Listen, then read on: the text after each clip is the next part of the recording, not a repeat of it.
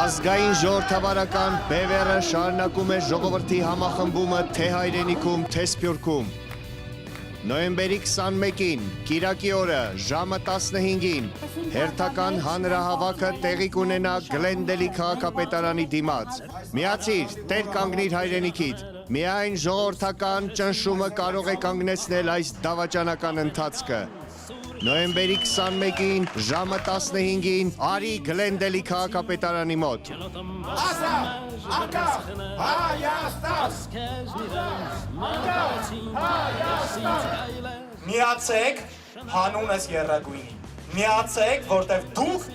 պտի ապրեք Հայաստանում, ձեր երեխեքը պտի գնան Երևան, պտի գնան Շուշի, Շուշին մերն է լինելու է։ Չի լինելու միջանց, ինչքան էլ ճակուշ բռնողը բարբաջի, որ դա կոմունիկացիաներ են, չի լինելու։ Ինչ էլ ստորագրի մենք չեղարկելու ենք, ինչ էլ որ ստորագրել է չեղարկելու ենք, պատրելու ենք, ոչնչացնելու ենք։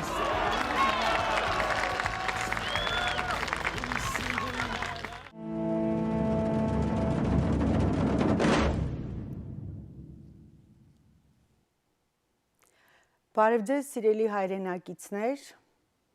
այսօր մենք ուզում ենք մի շատ հետաքրքիր հյուրի ներկայացնել ձեզ, մեր ազգային ժողովրդավարական բևեռի խորհրդի անդամ, մասնագիտությամբ սրտաբան, վիրաբույժ, գիտությունների դոկտոր, նաև իր սրտաբանական կենտրոն ունի Երևանում, տնօրեն, Եվ նաև ընտրությունների ժամանակ մեր ազգային ժողովրդավարական բևեռի կողմից առաջադրված վարչապետի թեկնածու Վահե Գասպարյանի հետ։ Հույս ունեմ շատ հետաքրքիր զրույց ենք ունենալու, անպայման հետևեք հաղորդաշարին։ Բարև ձեզ Վահե ջան։ Բարև ձեզ։ Ինչպե՞ս եք։ Լավ, դուք ինչպե՞ս եք։ Լավ, շնորհակալություն, շատ անհանգիստ իհարկե։ Եվ անհանգստությունը կանում է Հայաստանում տեղի ունեցող այս գործընթացների հետ, սահմանում ինչպես իմացանք մենք, նորից 4 դիտակետեր են, այսպես ասած, գրավել, առանց որևիցե մի կրակոցի և պաշտպանության նախարարն է հրաժարական տվել, նոր պաշտպանության նախարար է ընտրվել Սուրեն Պապիկյանը։ Ես օրինակի համար շատ այս գործընթացներից անհանգստացած եմ և ուզում եմ հասկանալ իսկապես ինչ է կատարվում Հայաստանում։ Ձեր վերլուծությունը խնդրեմ։ Ուրեմն մենք ասել էինք և շարունակում ենք միշտ դա շեշտել, որ պատերազմը ընդամենը մի փուլ էր, մի ճակատամարտ էր, բայց ընդհանուր առմամբ պատերազմը շարունակվում է և Պուտին Լավրովյան պլանը դեռ մինչև վերջ իրագործված չէ և հիմա նրանք իրենց ջանքերն են ուղղում Պուտին Լավրով պլանի հաջորդ կետերը կյանքի կոչել, դա իհարկե առաջի հերթին սահմանազատման խնդիրն է, Զանգեզուրի միջանցքը և այսպես կոչված խաղաղության պայմանագիրը։ Ուրեմն, եթե հիշում եք հետպատերազմյան այս մեկ տարվա ընթացքում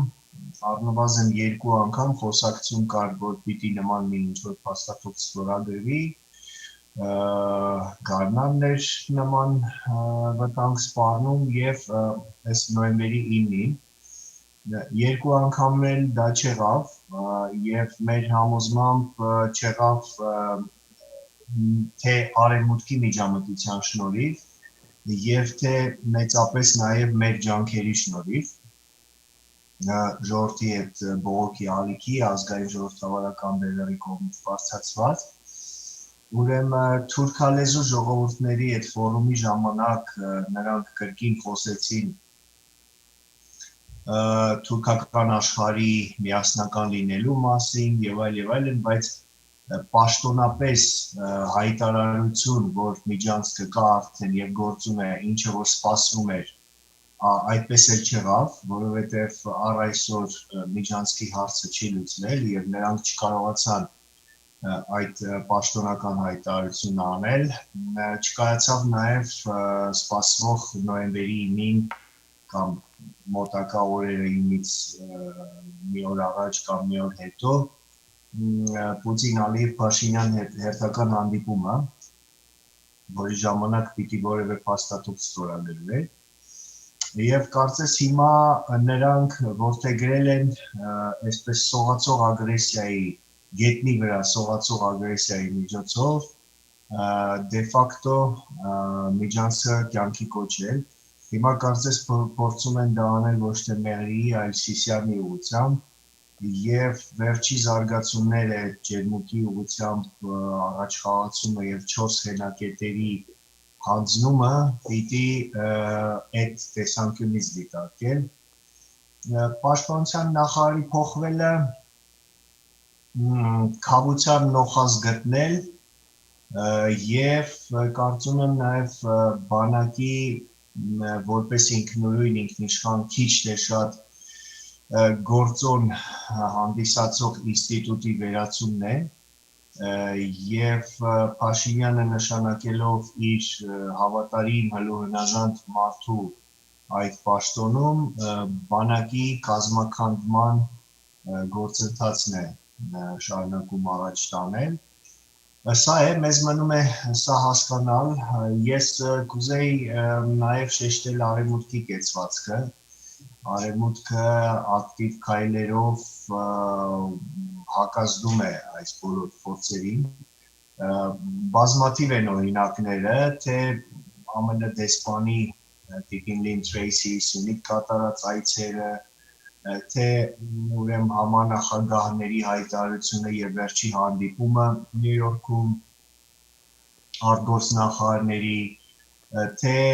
Պենտագոնի ղեկավարի այցը Վրաստան, որի ժամանակ նա ասաց, որ 3+3 այդ ձևաչափը չի լինի եւ դա չի բխում արևմուտքի շահերից, թե վերջերս փոխպետքարտուղար Օլսենի ղեկավարությամբ ԱՄՆ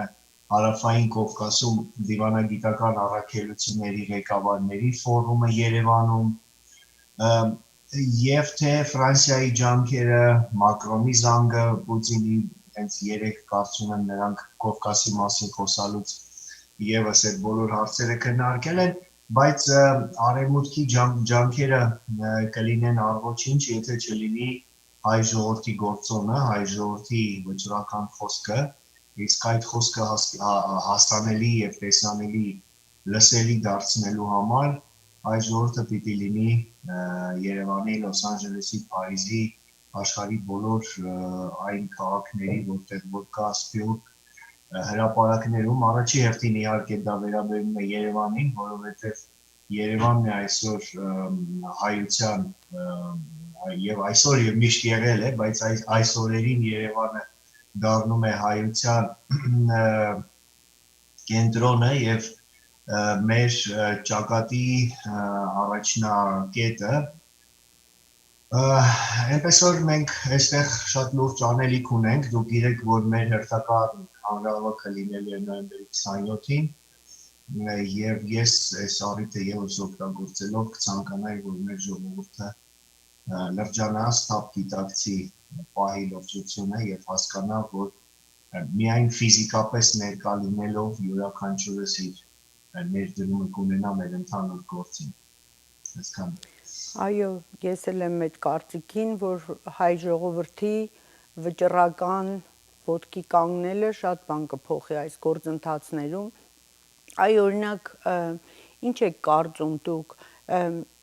ինչի համար է այսպես ժողովուրդը, որ երևի չի հավատում, որ իրականում կատարվում է այսպես Հայաստանի հանձնում, ռուս-թուրքական տանդեմին, երևի չի հավատում, որ իր ընտրած թեկնածուն կարող է այսպիսի փաստի առաջ կանգնեցնել հայ ժողովրդին։ Գուցե չի հավատում դրան, գուցե դեռ հավատում է այդ սին խոսքերին, որ մուրճը առած ինչ-որ մարդ էին, մեղավորներ էին պատժվելու, չգիտես բյուջեներ լցվելու, հանցագործներ էին պատժվելու, հայ ժողովուրդը պետք է հասներ իր նվիրական երազանքներին։ Ինչի է այս վիճակում Գիտեք, ապաթիայի մեջ։ այո, ժողովուրդը շատ խորը հիասթափության պահեր է ապրում եւ դա հասկանալի է եւ բացատրելի է։ Ժողովուրդը այսպես մեծ վերելք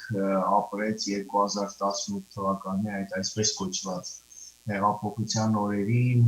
հույսեր արթնացան, որ մենք կարող ենք վերջապես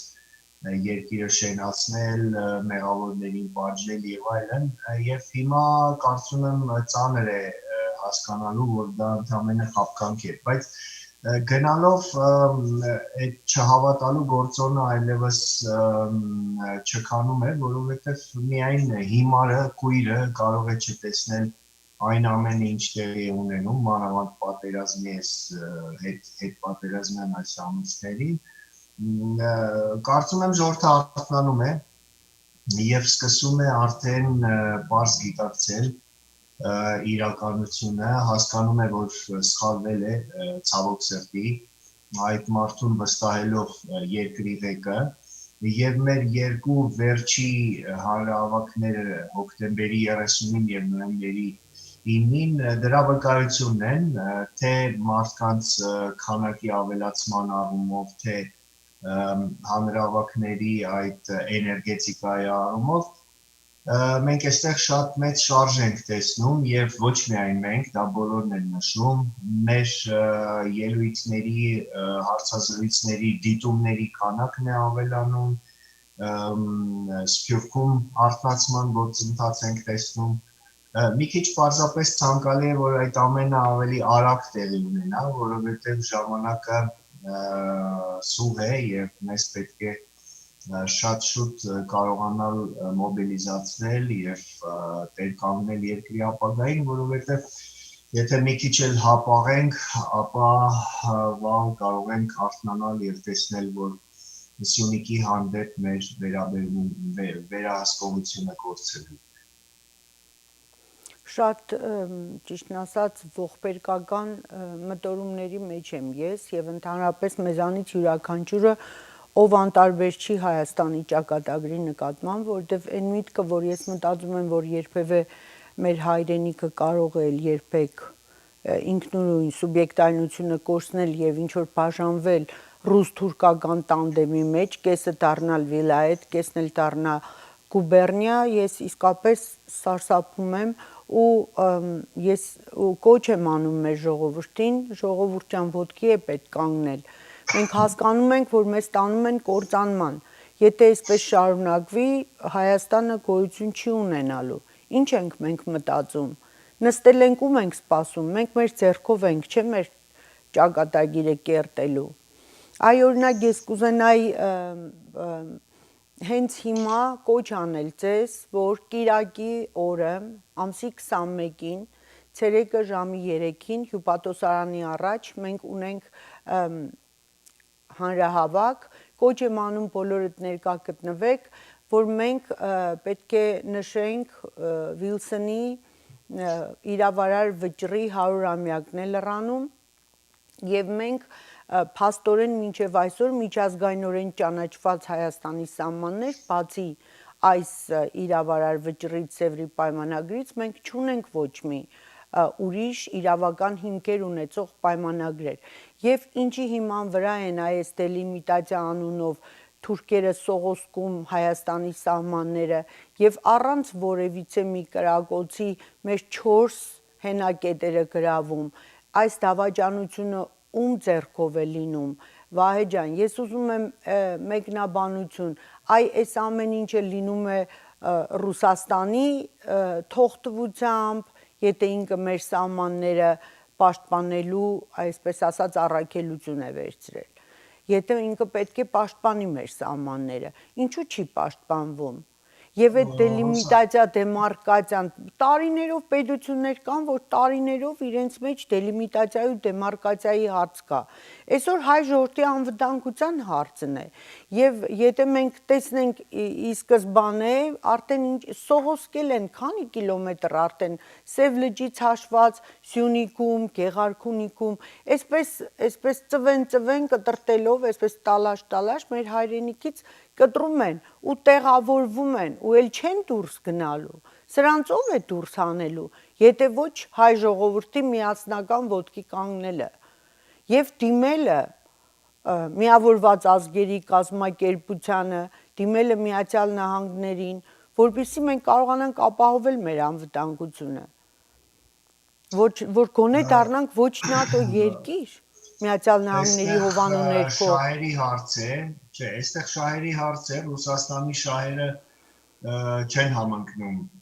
Հայաստանի ազգային շահերի հետ, ժողովրդի շահերի հետ։ Եվ երբեք չեն համընկել, պատմության ամբողջ ժամանակահատվածում, սկսած Պետրոս առաջինից, երբ որ Ռուսաստանը ներխուժեց Հարավային Կովկաս, իրականում Ռուսաստանը այստեղ վարել է միշտ ծավալապաշտական քաղաքականություն, իսկ Հայաստանը ծառայել է զուտ որպես մանրադրամ,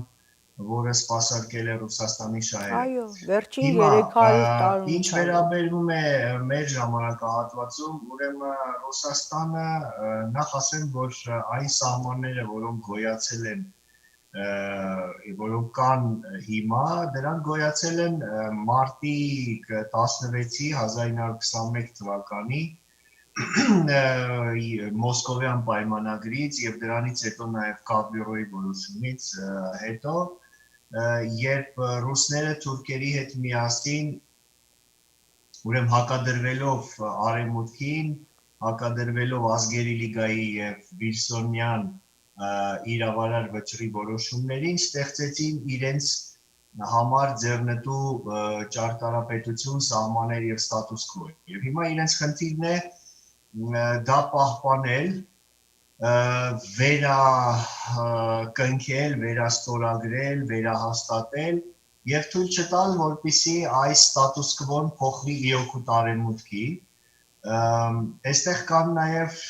կոմերցիոն տնտեսական շահեր եւ պատահական չի, որ պարոն Բաղդասարով կոչված այդ տգետը ուրեմն երբ որ խոսում էր մեր մասին, իմ արտահայտված այդ մտքերի մասին, նա այսպես բերանից բաց թողեց, ասեց, որ Ռուսաստանը հետապնդելով այդ Զանգեզուրի միջանցքի հարցը ունի իր կոմերցիոն շահերը։ Կոմերցիոն շահերը նրանում են կայանում, որ Ռուսաստանը թույլ չտա հյուսիս-հարավի իրագործումը, որով Իրանը հնարավորություն կունենա կապվել Եվրոպայի հետ եւ հետագայում արտահանել գազն ու նավթը իրանական, ինչը կործանարար կլինի Գազպրոմի, Ռոսնեֆտի համար, փոխարենը ռուսներին շատ ավելի ձեռնտու է 3+3 ձևաչափը, կոմունիկացիաների բացումը եւ այդ միջանցքը, որի շնորհիվ նրանք այս տարածաշրջանի տնտեսական այդ կարողությունները կօգտագործեն իրենց շահերի համար, խոսքը գնում է առաջի հերթին Սյունիքի մոլիբդենի մասին, հիշեցնեմ, որ աշխարհի մոլիբդենի 8%-ը եւ ոչ միայն մոլիբդենի, նաեւ այլ թանկարժեք մետաղների 8%-ը գտնվում է Սյունիքում եւ նրանք ուզում են պարզապես Սյունիքը դարձնել իրենց այսպես հունկային պրիդատը, ինչպես ասում են, եւ սա է, նաեւ կա քաղաքական շահեր, որ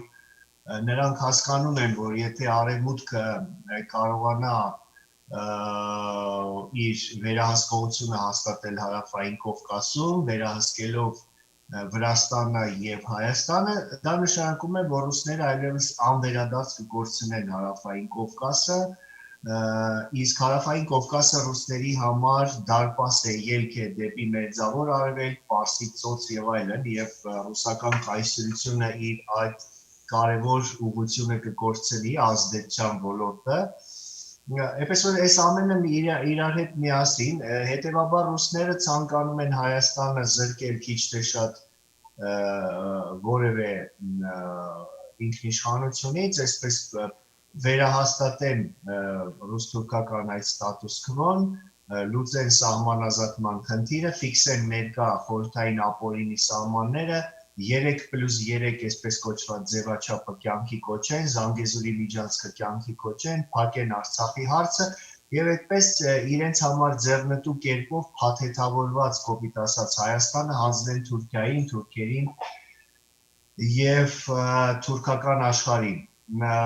Սա է, մենք պիտի սա պարզ հասկանանք եւ կարծում եմ սրանով է բացատրվում Սալավիովների, Բաղդասարյանների այդպես նյարդային արձագանքը մեր ջահերով երթին եւ երթի ժամանակ հնչեցրած ելույթներին։ Այ ես ուզում եի հենց անդրադառնալ, որովհետև իր այսպիսի արտահայտությունը նախաբանը, որ ինքը քրիստոնեական ժողովուրդ է, հայ ժողովուրդը ինքը հարգանք ունի, սիրում է եւ այլն, եւ այդ հայ ժողովրդի ներկայացուցիչին, ով ռիսկ է արել, այսպես ասած, խոսել ինքնիշխանության մասին, այդպես Հայաստանի իշխանությունների ուշադրությունն է գրավում, ձեր ասած խոսքից հետո, թե ինչ են մտածում Հայաստանի իշխանությունները, ես կարծում եմ, որ մենք շատ պետք է ուշադրություն չդարձնենք, որովհետև մենք շատ լավ գիտենք Սոլովյովն ով է, Սոլովյովը Պուտինի, այսպես ասած, խոսափողն է եւ այդ մտքերը մի քանի այսպես հայկական ազգանուն ունեցող ոչ հայեր, ես չգիտեմ էլ իրենք հայ են թե ինչ են, բայց կրում են հայկական ազգանուն եւ այսպիսի ռոպագանդա են մղում հայ ժողովրդի հանդեպ սկզբից հանեցին թե Փաշինյանն է սորոսական, հետո հիմա սորոսական իշխանության ղեկավարին այսպես ուշադրություն են արժանացնում, որ անպայման ինչ-որ պրոբլեմներ սարքի ազգային ժողովրդավարական բևեռի այսպես ուշադրությունը գրավի, ինչ են թելադրում են, որ ինչ լինի Հայաստանում, քաղաքական ռեպրեսիաներ լինի, ազատ խոսքի իրավունք չլինի Հայաստանում, առանց այդ էլ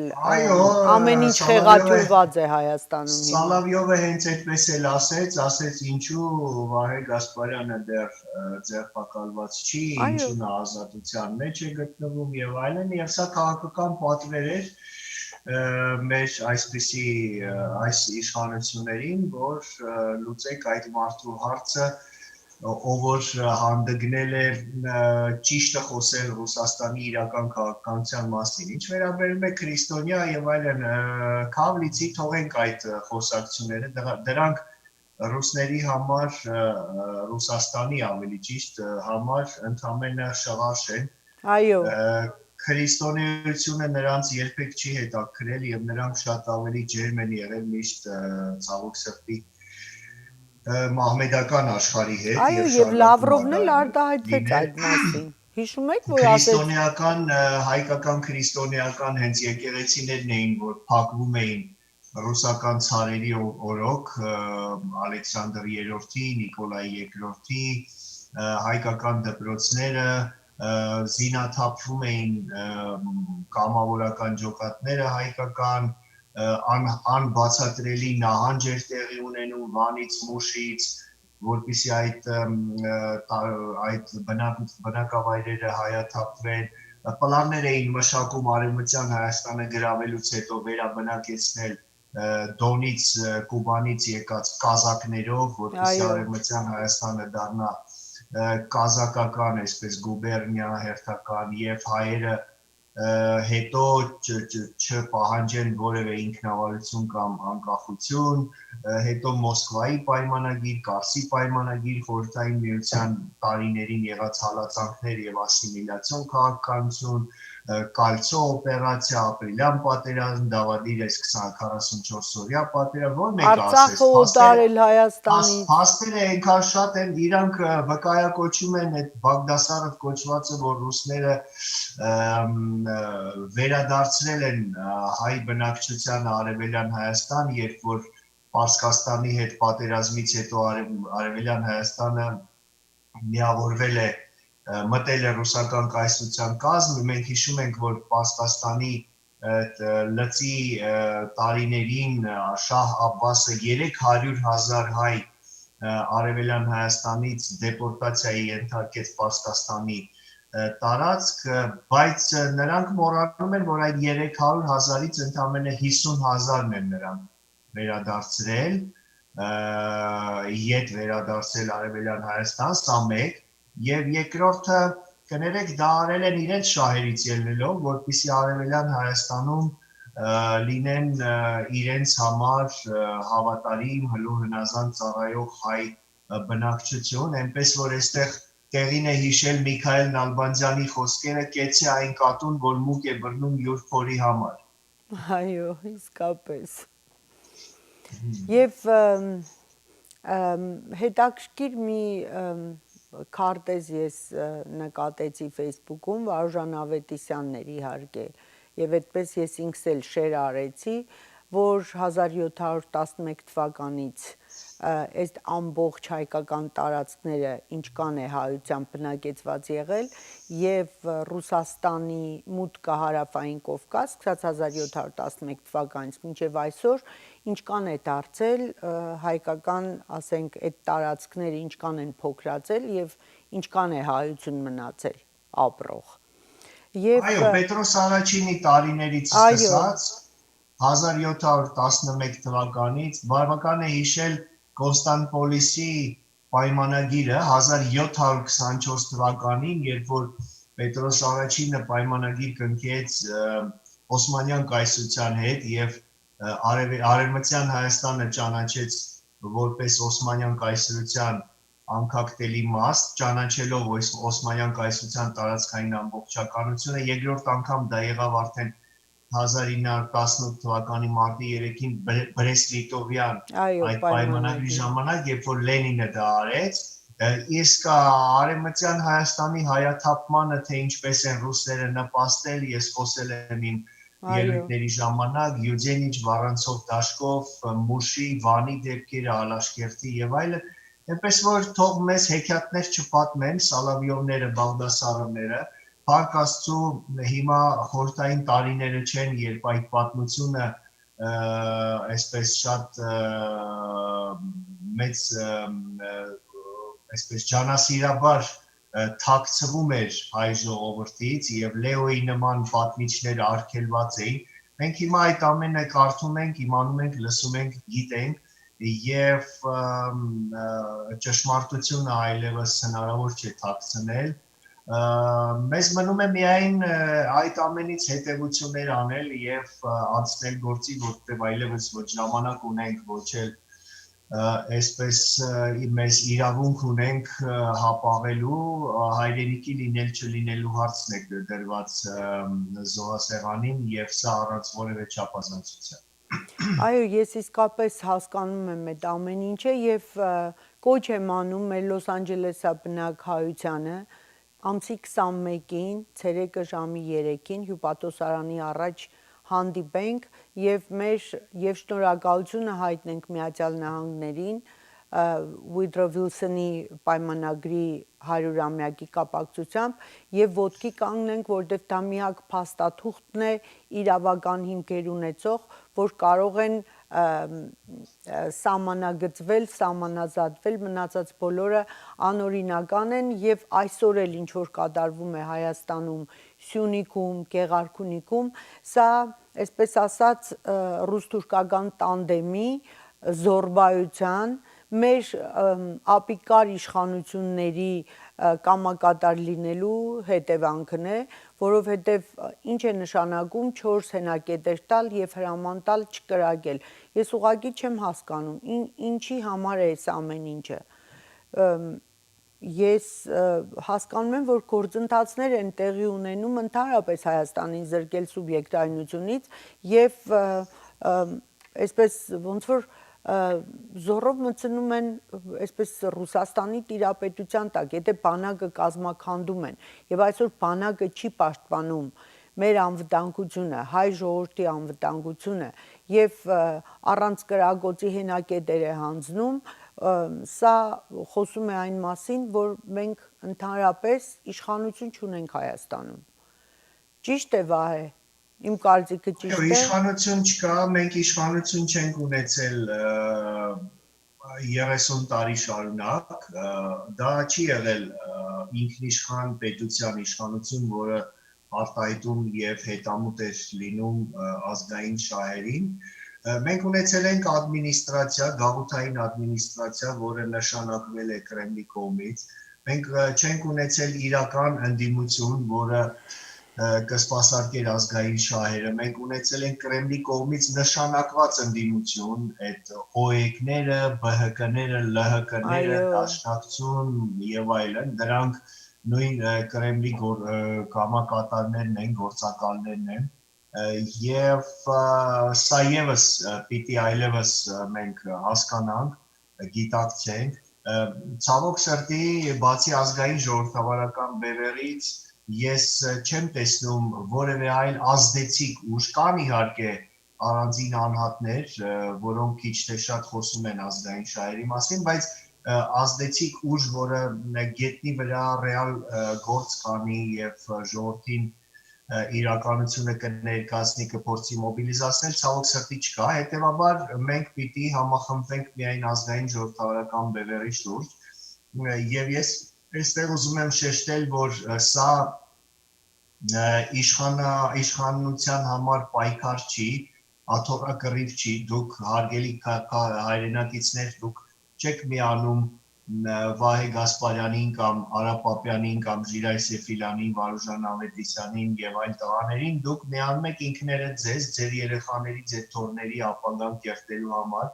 դուք պայքարում եք ձեր համար, ձեր վաղվա բարեկեցիկ օրվա համար, դուք դա անում եք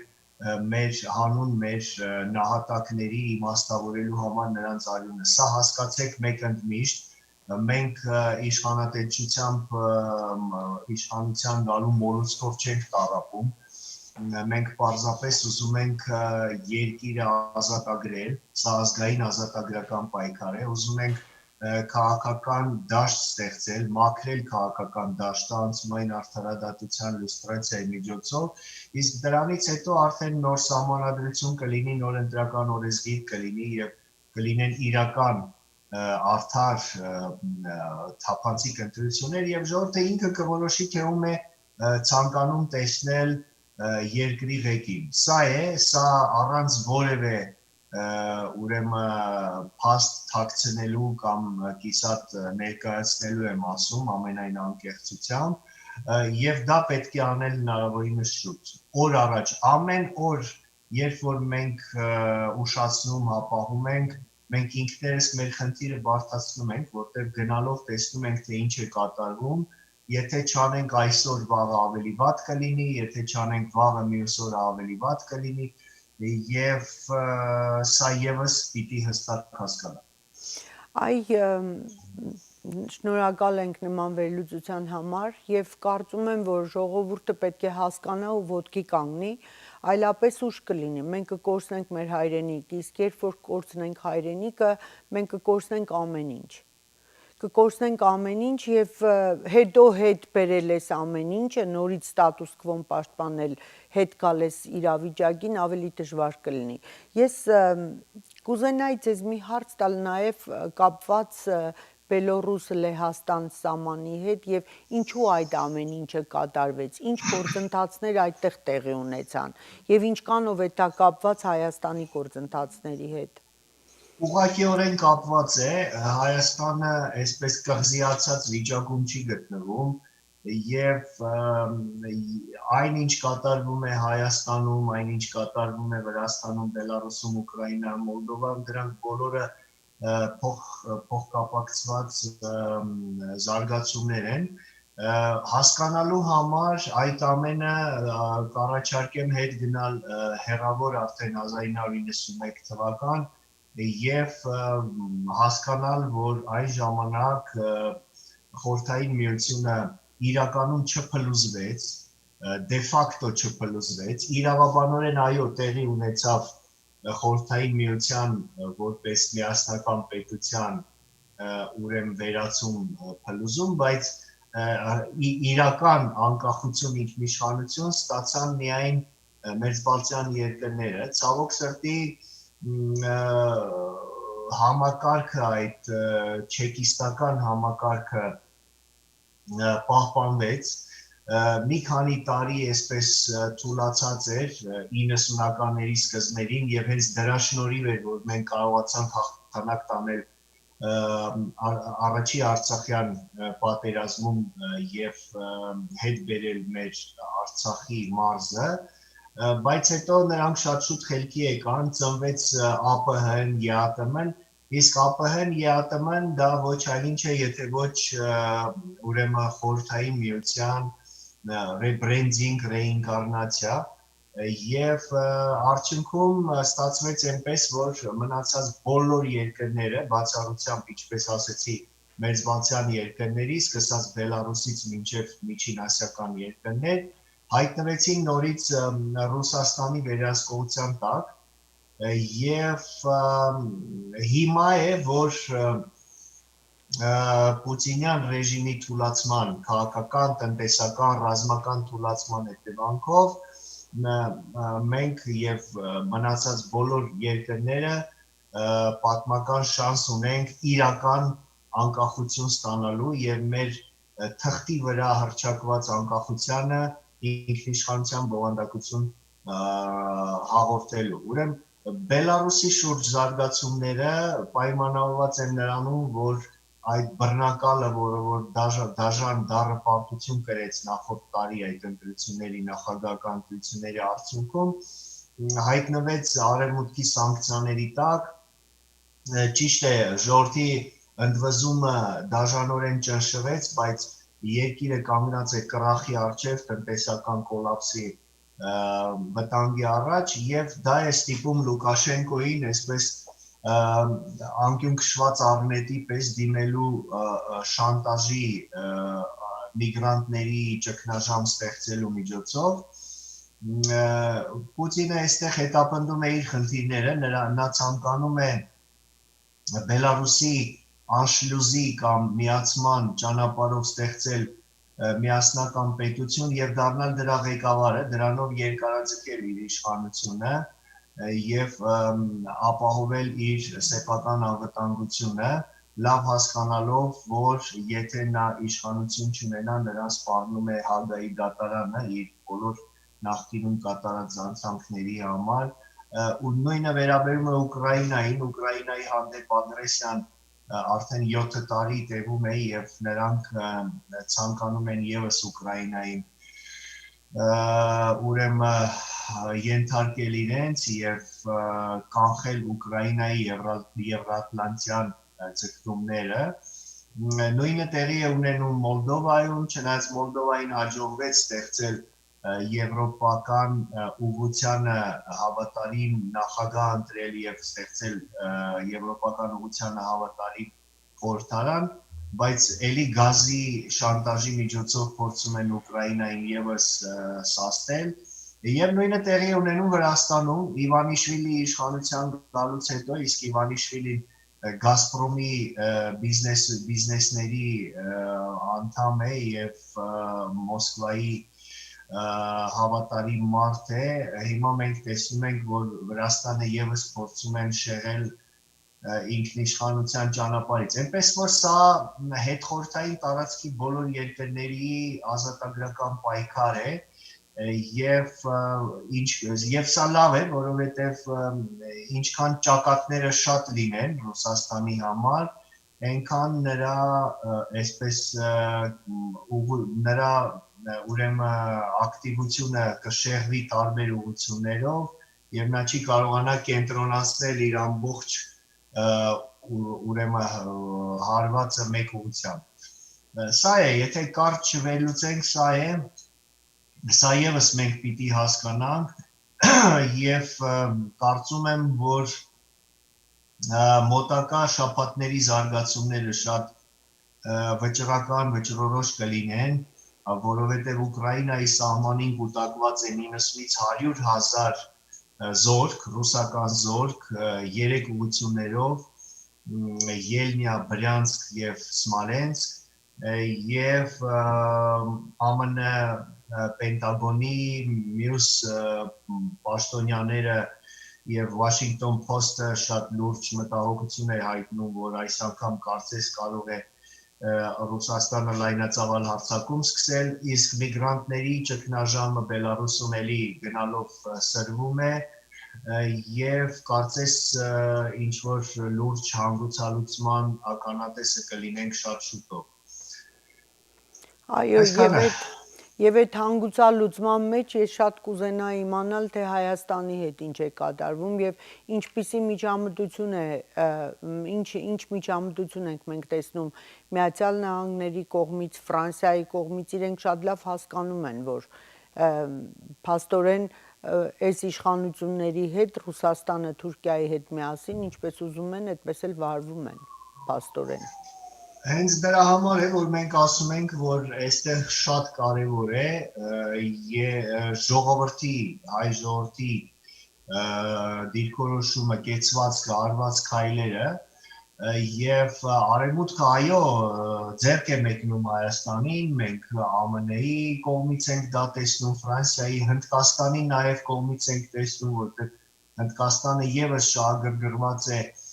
հյուսիս-հարավ պրոյեկտի մեջ, որտեղ այդ Թուրանական աշխարհի կյանքի կոչումը վտանգում է նաև Հնդկաստանի շահերը, որտեղ գիտենք Հնդկաստան-Պակիստան լարված հարաբերությունները, իսկ Պակիստանը այն երկիրն է, որը մինչ այժմ չի ճանաչել Հայաստանը որպես անկախ պետություն, մասնակցել է վերջի պատերազմին եւ այլն, մեզ օգնության ձեռք է պատրաստ մեկնել նաև Իրանը, որը եւս շահագրգռված է հյուսիս-հարավի եւ ասեց, որ Իրանի եւ Հայաստանի սահմանը կարմիր գիծ է Իրանի համար եւ Իրանը թույլ չի տա, որ Սյունիքը Հայաստանից կտրվի։ Գիտենք, որ Իրանը զորքեր կուտակեց Ադրբեջանի Նախիջևանի սահմանին, զորավարժություն անցկացրեց, բայց առանց հայ ժողովրդի ակտիվ մասնակցության կամքի պարտադրման այդ բոլոր ջանքերը կարծում եմ ապարդյուն կլինեն եւ արևմուտքը մեզ օգնում է հուսալով, որ հայ ժողովուրդը ի վերջո իր խոսքը կասի։ Սա մենք պիտի հստակ գիտակցենք, մենք թախտին նստելով եւ սպասելով, որ արևմուտքը մեզ վաղը մյուս օրը կփրկի դուրս կբերի այս վիճակից, վնասում ենք ինքներս մեզ։ Չի լինի այդպես։ Մինչև մենք ինքներս մեր սխալը չուղենք, ես բազմիցս ասում եմ եւ պատրաստ եմ միշտ դա կրկնել, սխալվել ամոթ բան չէ, անսխալ մարդ գոյություն չունի, սխալվում են նաև ժողովուրդները, մենք որպես ժողովուրդ սխալվել ենք այս 30 տարիների ընթացքում, երբ որ հանդուրժել ենք մեկը մյուսի հետևից այս կրեմլյան ադմինիստրացիաները, կանխամաճիկներին եւ թույլ ենք տվել, որ 30 տարի շարունակ բանակը տնտեսությունը թալանվեն եւ արդյունքում ունեցել ենք այսպիսի աղետալի վիճակ, բայց հիմա մենք պարտավոր ենք ինքներս մեր սխալը ուղղել, մեր փոխարեն դա ոչ մեկ չի անի։ Եվ մենք ենք, որ պիտի մեր սխալները ուղղենք, հանուն մեր իսկ շահերի, հանուն մեր իսկ երեխաների, թոռների, գալիք սերունդների։ Սա է միակ ճշմարիտ, ուրիշ ճանապարհ չկա, եկեք չնստենք, չմտածենք, իսկ միգուցե այսպես անենք, չկա ուրիշ ճանապարհ, միակ ճանապարհը փողոց դուրս գալն է, Հայաստանի ապագան, պետության, ազգի ապագան, մեր երեխաների, թոռների ապագան այսօր որոշվում է առաջի հերթին Երևանի հրապարակներում, նաև իհարկե Լոս Անջելեսի, Փարիզի, բայց առաջի հերթին Երևանի հրապարակներում։ Եկեք այնպես չանենք, որ վաղը մեր երեխաներն ու թոռները մեզ անիծեն, հեգնեն եւ ասեն, որ դուք ապիկար սերունդ եք եւ ձեր պատճառով մենք այսօր պանդուխտ ենք եւ քոչվոր ենք։ Այո։ Շնորհակալություն մեր սիրելի Վահե Կասպարյանին, որ միացավ Հորիզոնի տաղավարում եւ մանրամասնորեն բացատրեց իրավիճակը Հայաստանում եւ ընդհանրապես աշխարհում տեղի ունեցող գործընթացներին։ Սիրելի հայ ժողովուրդ, սիրելի Լոս Անջելեսաբնակ հայություն, մենք հզոր ուժ ենք, եթե մենք միասնական ենք։ Իսկ աշխարհում 10 միլիոն հայ կա։ Մեր միասնությունը բռունց կդառնա եւ հարված կհասցնի ռուս-թուրքական տանդեմին, մեր միասնությամբ, մեր ոտքի կանգնելով,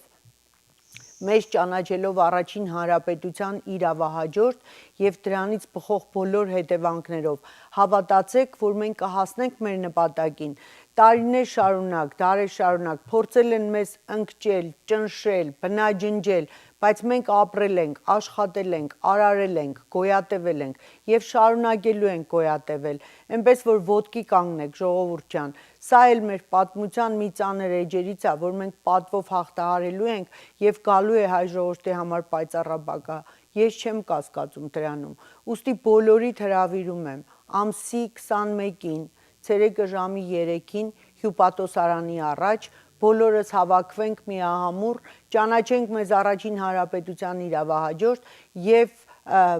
խնդրենք նախ շնորհակալություն հայտնենք Միացյալ Նահանգներին իրենց աջակցության համար բոլոր ժամանակներում, հայ ժողովրդի բոլոր ծանր ժամանակներում մենք տեսել ենք իրենց ձեռքը մեկնած մեզ օգնության եւ այժմ նորից եթե մենք խնդրենք նրանք իրենց ձեռքը կմեկնեն եւ մենք անպաշտպան չենք լինի ուստի պետք է հասկանանք որ մենք ոտքի ենք կանգնելու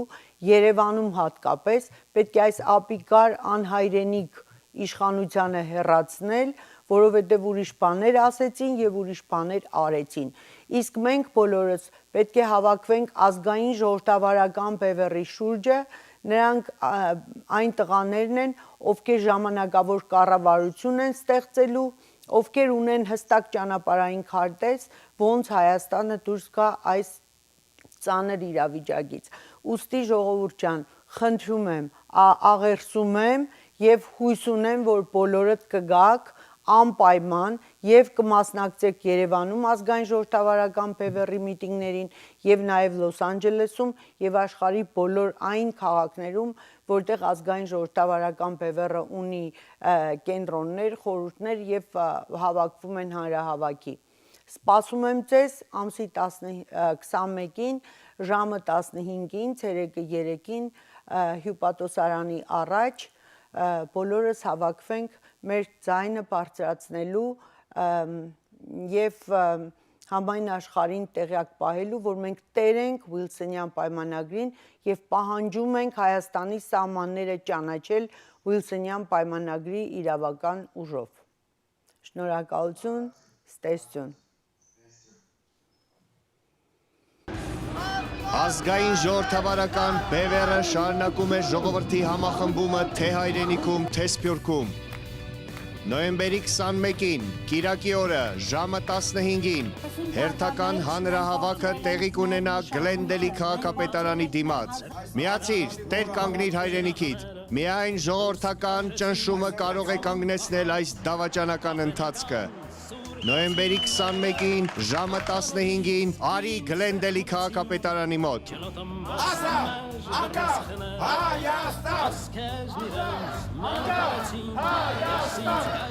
Միացեք հանունս եռագույնի։ Միացեք, որտեվ դուք պետք է ապրեք Հայաստանում։ Ձեր երեխեքը պետք է գնան Երևան, պետք է գնան Շուշի։ Շուշին մերն է լինելու է։